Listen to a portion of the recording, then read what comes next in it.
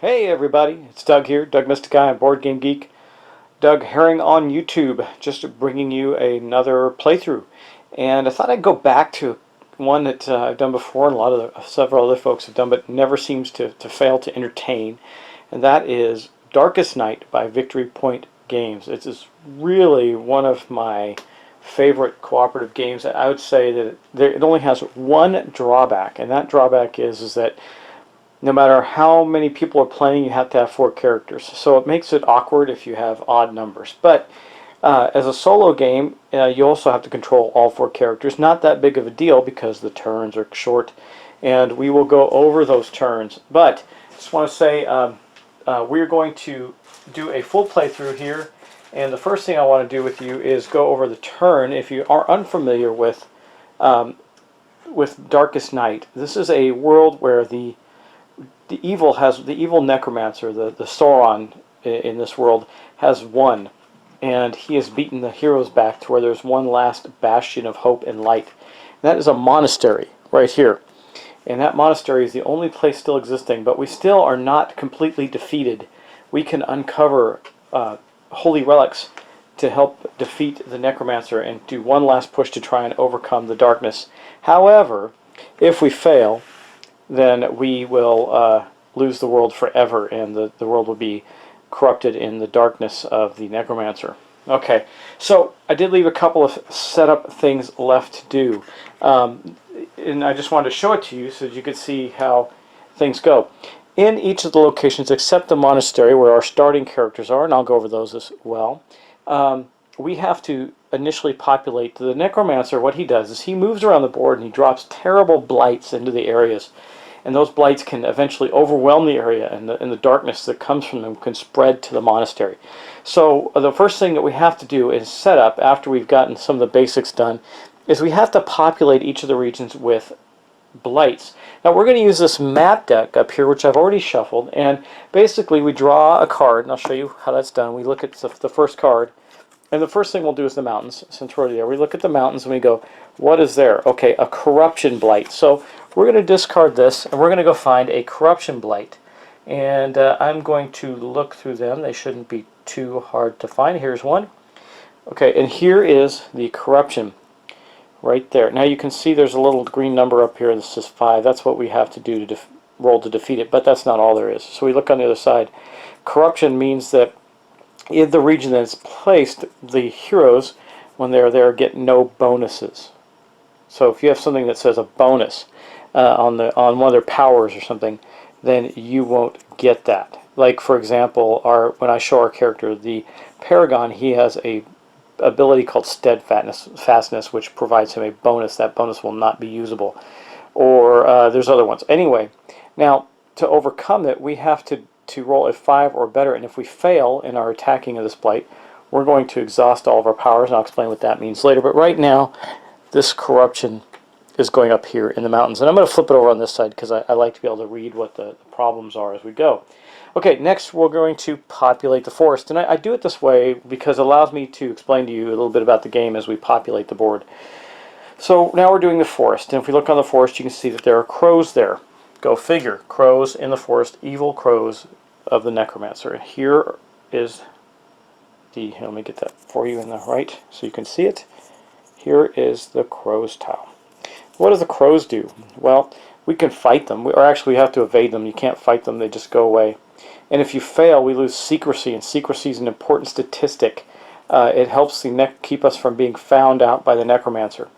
Now, when we attack the crow's back and try and rid the board of this blight in the forest, we have to roll a 5 or better on a d6, and if we fail, we're going to lose another secrecy. So we could lose a lot of secrecy here if we're not careful. And that is going to be here in the forest. I'm going to flip it over like that. Now we're going to go, let's go to the castle now. Let's just go to the village. We'll just go across. We're going to the village. Okay, in the village we got something that's not too bad. We got some zombies in the village. So the blight of zombies are coming to the village, and you can see that these here are the zombies. Nice attractive looking fellows, right? And you see here that this is their fighting stats if we move into the area and are still there. If we are there at the end of our turn and they are also still there, we have to do this. We can either fight or elude.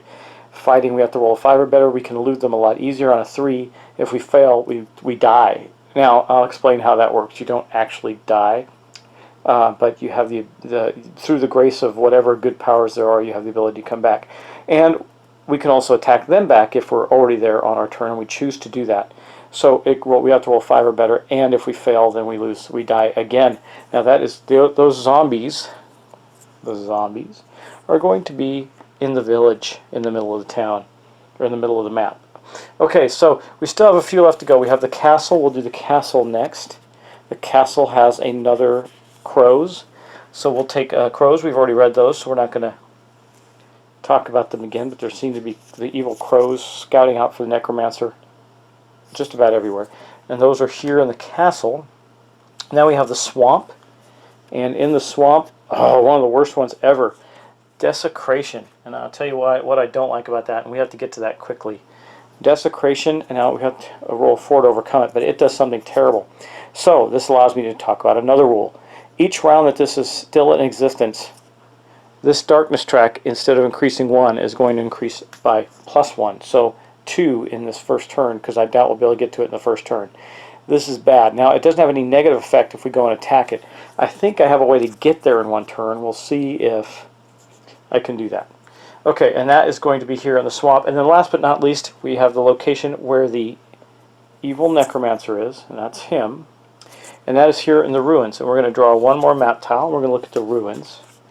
And we see that so the necromancer is currently guarded by a group of undead skeletons. These are the skellies right here, as you can see.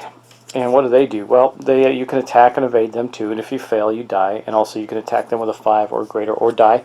And those are going to go in the ruins. Now, I keep saying or die, and I'll explain that when I go to one of the character cards. So I'm going to put the druid up on the screen right now, and you can see he's going to be one of our 4 characters. And you can see he's got 2 statistics. There's one that looks like angel wings and one that has an S. And I currently have the tokens for those on their starting values. So the grace, which is the angel wings looking token and bar, that is basically the health meter, I guess you could say, of the character. And it's not just health meter, it's the grace, how infused with grace you are. So when I say you die, you actually would die, but you can save yourself by absorbing a grace and losing a grace instead, which effectively makes it hit points, but thematically it's not really. And because you will also lose grace for other things, but primarily it is when you get attacked and fail. And then the bottom one is secrecy. Now, when you move around the world, you actually increase secrecy. Why is this important? Well, because we're rebels. We're trying to hide from the necromancer. He doesn't know that we're out there exactly, or exactly where we're at, until we start defeating his minions and destroying his blight city spreading around the world. So we want to keep our secrecy as high as possible because it makes it more difficult for him to find us, and it also makes it more difficult for other creatures to find us as well. Okay, now, another thing that we have in the game, and I saw in some things that people were putting these out in they're called quests, and I saw that some people put them out in the beginning of the game, and the quests came from the expansion Within Inner Light, and I think it's an expansion. Out of all the expansions, that one is kind of a must-have because the quest thing just adds a lot to the game. It's very valuable. But it says that, modified setup says when setting up the play area, shuffle all the quest cards together to form a quest deck and set it in reach of all players. And it's a starting quest. Quests interplay when called for by certain new event cards. So that's when you draw an event card that calls for a quest. And I saw some people start play with a quest in there, and I can't really find if that's really a rule or not, so I'm not going to do it right now. But anyway, if I fail to put out a quest, that's usually going to be a detriment to us anyway. We will have quests come up in the game. Okay, now we're going to talk about the hero's turn.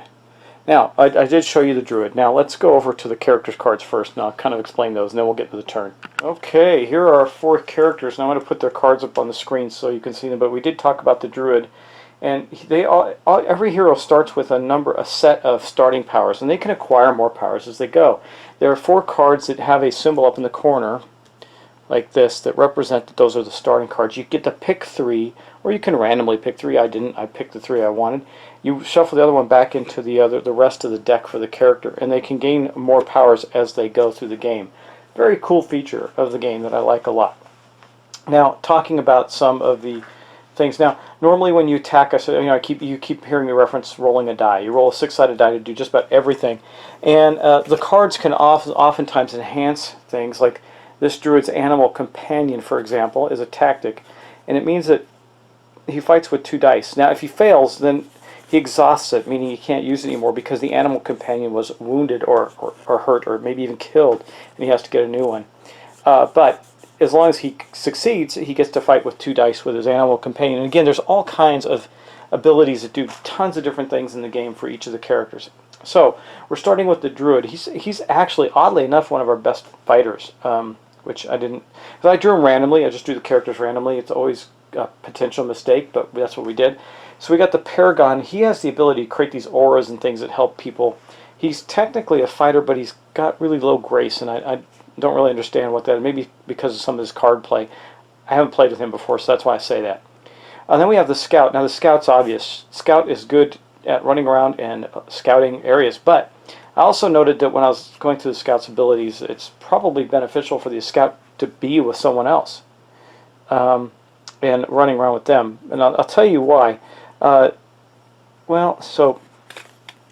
This is like things like this here. Now this is an act.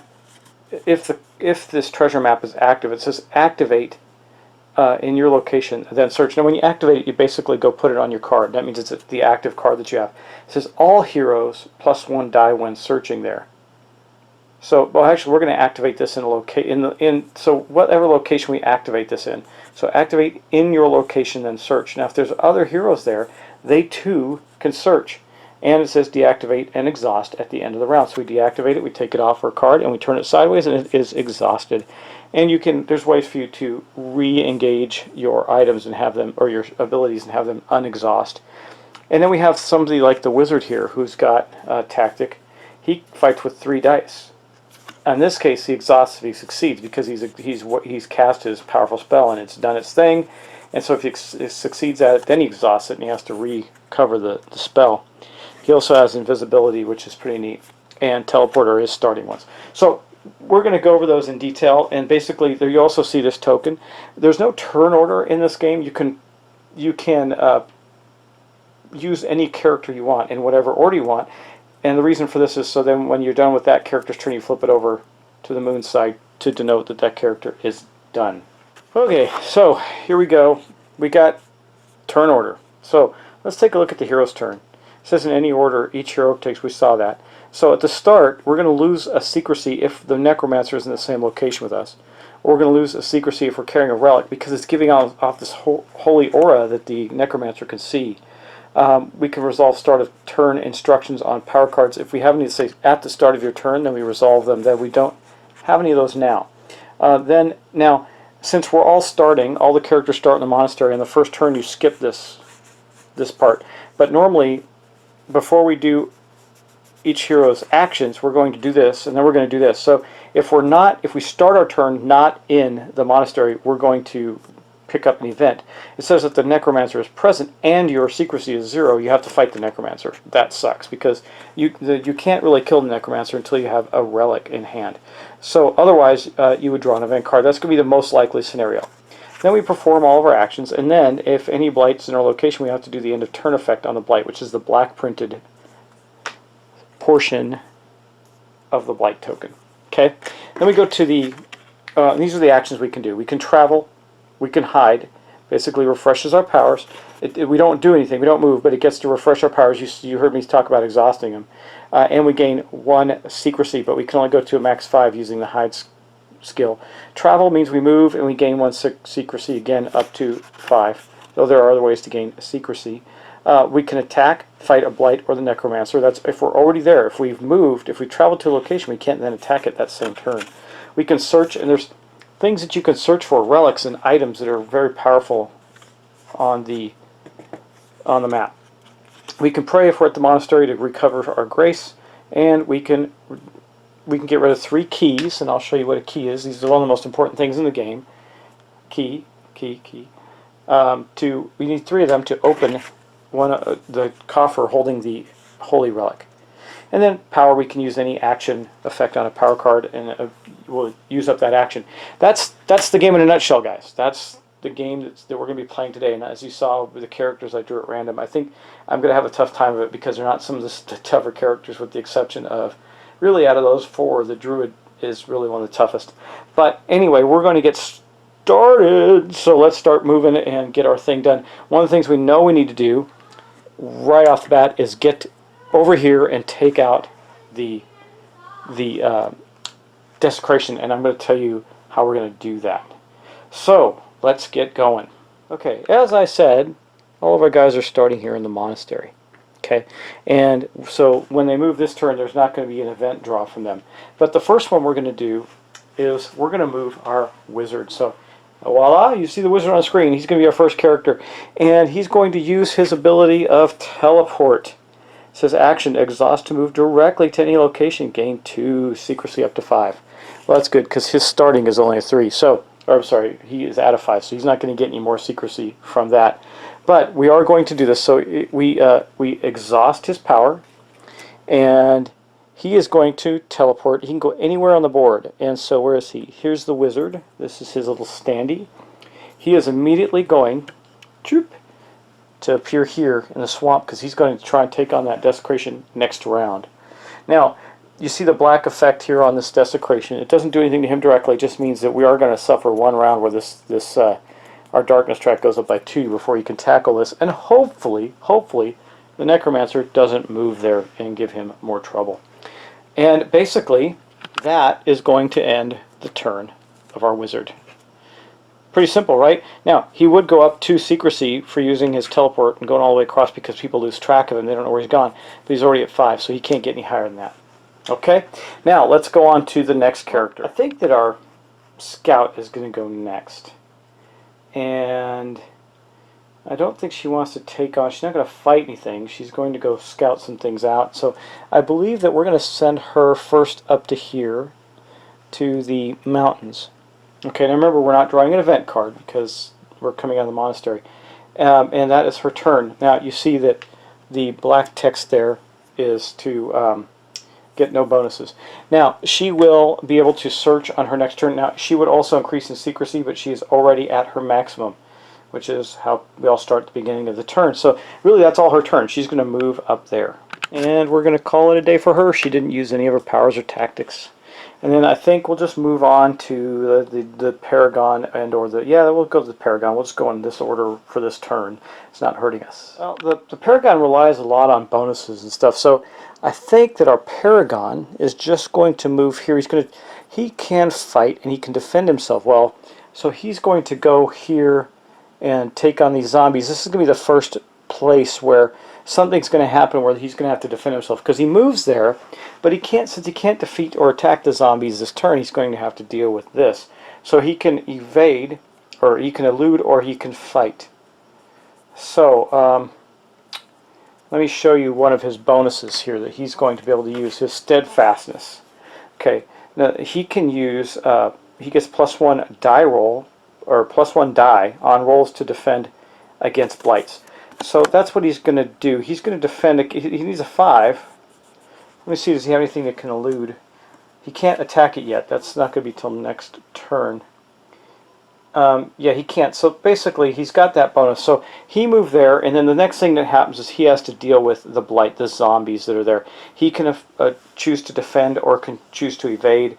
He can evade on 1 dice with a 3, or he can defend on 2 dice with a 5. I think he's going to try that. Roll the game with our Paragon. So we got 2 dice here. We need to roll a 5 or better on 1 of them to succeed at defending against the zombies. Let's see if he failed. Bummer. Okay. Well, I would have done it if I had eluded them. I would have been able to dodge the guys there, and that's kind of terrible. Anyway, what happens when we lose against the zombies? Well, it says right here, we die. So, since he doesn't want to die, he is unfortunately going to lose 1 of his grace. Now, when he moved to that location, he actually would have gained a secrecy up to 5, so I took care of that then, just so you could see it. And unfortunately, that's his whole turn. He lost a grace fighting his, or defending himself against the zombies, and now we're on to our druid. It's a good thing for all your heroes to kind of go in different directions, but I am tempted to send the druid along with the scout, only because if that will give him a better chance to search there. He's got... Yeah, actually I take that back. He's going to go kill the crows, because not this turn obviously. So he's going to move there. He already has a secrecy of 6, so he can't go up any higher by moving to a new location. But he is going to have to evade the crows or lose 2 secrecies. So we're going to do that next. Now, that's good because in his elude, he has an elude ability of camouflage, which is a tactic that he always uses. It allows him to elude with 2 dice. So he gets to elude with 2 dice. And again, we're going to roll 2 dice. Now in this case he needs a 4 or better, so let's hope he gets it. Warm up dice. Okay. This is how it's going to go, isn't it? This isn't the worst thing ever. He's going to go down to 4 on his secrecy. Now here's the problem. The necromancer actually might find him at a 4. See, if everybody's at a 5 or 6, there's hardly any chance the necromancer is going to spot them, because he has to roll higher than the secrecy on a d6, which is about to happen. Because that was also the end of the druid's turn. So now we're going to go back and we're going to do the necromancer's turn. Now remember, next turn we're going to start drawing event cards as well. Now if you remember, the first thing that happens is if we have a holy relic or the necromancer's in our space, we lose secrecy, but that's not the case right now. He is still hanging out with his skeletons in the ruins. So we're going to move on to the next part of this for him is, actually I take that back. I'm doing the necromancer's turn now. So okay, here we go. We're going to go up 2. Blah, that's not good. Because why are we going up 2 again? Because of the desecration. Now, what does this track mean? Well, this is our track to victory or defeat. And at certain stages, this track is going to become more detrimental to us as it goes up. So once he hits 10, he's actually going to create 2 blights. Okay. Now we're going to roll the die, and we have the ominous evil black die that represents the necromancer. We're going to roll that die and see if the necromancer spots us, or to find out where he moves. Now the only one he can kind of get a whiff of or sense of, really, because everybody else is at least at 5, so it'd be very difficult, is the druid. But if he rolls low enough, as low as I've been rolling anyway, he won't spot him either. He rolled a 4 exactly, which bites. Actually, it is lower, so the druid is still undetected at this point. But he rolled a 4, and now where's the 4 going to take him? It's going to stay right here. So if you look on the map there, I don't know if you can see it clearly. I will zoom in for you so you can see. These be the ruins, and you see right there it says 4 or 6. We're going to stay put. So he's going to stay right there. He didn't move out of the ruins. But that still presents a problem, because wherever he goes, he drops a blight. So we're going to pull a card, and we're going to look at the ruins. And he's got spies now in the ruins. So, well, actually, let me back out so you can see what that card is. Here we go. This is the card, and we're looking in the ruins. So he's got spies. Let me get the spy token out, and I will show you what that is. So here are the spies.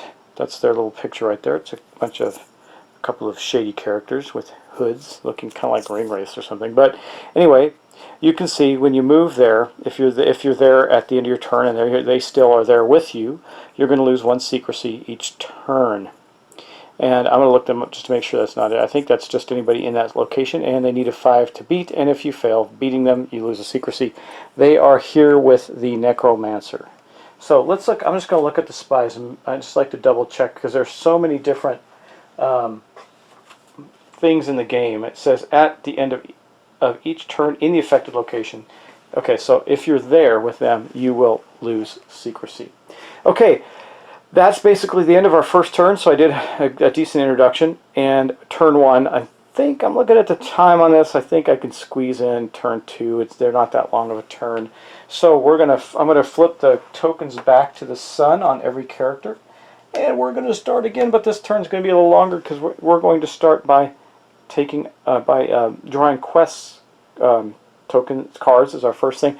But let me think about it. Maybe, you know what, I might hold off on that and just do the turn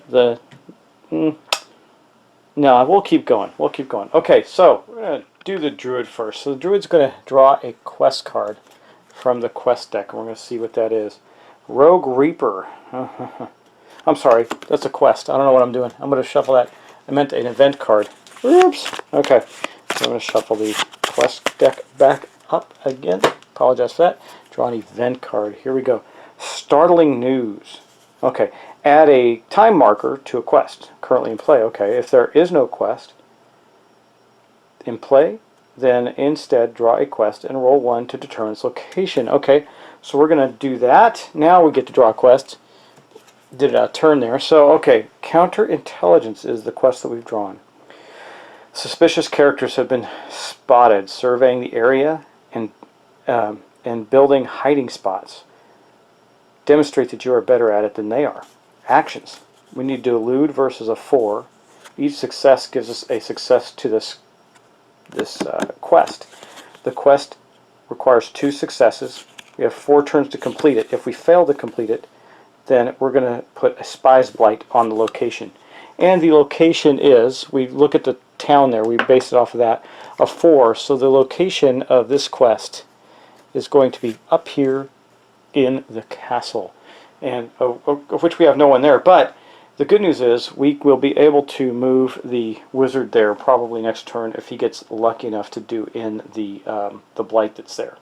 Which, yeah. Anyway, that was the draw for the druid. So we're going to discard this event card, and then we're going to take the action of the druid. Now the druid is going to attack this blight, and remember he's got his animal companion. So he is going. Also, he has an ability called Visions. He can exhaust after we draw an event card to discard it without effect. That one wasn't so bad, so I let it go. There are much worse events. We're going to hold off, okay? But let's attack this blight with his animal companion. We're going to attack the crows and see if we can do them in. So why is it important to attack the crows and get rid of the blights? If the location ever has 4 blights and it gets a 5th one, the 5th one goes to the monastery. If the monastery ever has 4 blights in it, and a 5th one goes there, we lose the game. So that's one of the other ways we lose. Okay, but we're going to get 2 dice. We need to roll a 5 or better to defeat the crows, which is what we're going to do. If we fail, we're going to lose the secrecy, and we're going to lose the secrecy anyway because we attacked him. So I'll do that after I roll, but we are going to lose the secrecy automatically. A 2 and a 3. I have yet to succeed. It's amazing. Okay, well, we failed, so our friendly druid is going down to a 2 on his secrecy. That is very bad for us. That means the necromancer is probably going to be heading his way, and that ends his turn. Now remember, also, if I fail in a fight, my animal companion becomes wounded. So I'm going to turn that way, and our animal companion cannot hang out with us right now until we rest. Actually, the term is hide. Okay, next up, we're going to go to the scout, because the scout's going to do some searching. And I don't know if he's going to search or try and get rid of the corruption up there. Can't use any bonuses, but that's not that big of a deal. Okay, well, first off, we're going to draw an event for the scout, which is a raid. Uh-oh. Count the blights in your location when we have 1. So 0 to 1, we're going to lose 2 secrecy. No rolls or anything, just that. We lose 2 secrecy trying to evade the raiders, but they kind of spotted us. Good news is the scout starts with a secrecy of 7, so she's down to 5 right now. And she's okay. Now, I think she is going to remain there and search. So, we're going to activate action. We're going to activate this in our location and then search. So currently we are in the location of the mountains. All heroes get +1 die when searching. Deactivate and exhaust at the end of the next round. So we're going to place that on her card like so. Okay, that means it's active. Okay, and then we look at the search value difficulty of 4 in the mountains, and then we have to roll 2 dice because we get a bonus of a die for the treasure maps to search in this area. This is why I debated sending another character her way, because they could have been able to search with the bonus as well. But we're going to roll 2 dice. We need to roll a 4 better, and then we're going to get to draw and see what kind of treasure we get. Oh, right, she actually succeeded. Nice. Okay. And so what does that mean? We're going to draw a map card, and we're going to look at the mountains, and instead of looking at the blight, we're going to look at the treasure. So she found a forgotten shrine. Well, let's take a look and see what that does. Wow, that was pretty good for her, even though she would like some other stuff. Forgotten shrine gives her 2 grace, so she's actually going to increase in her grace up to 6. Okay, so we did that. That's her turn. We also get to put this up 1, 2. We did not attack a blight, so we don't have to do anything with our secrecy. Now I think we'll go to the all-important wizard, who's going to fight with his lightning strike and try and take out the desecration. Here be the wizard.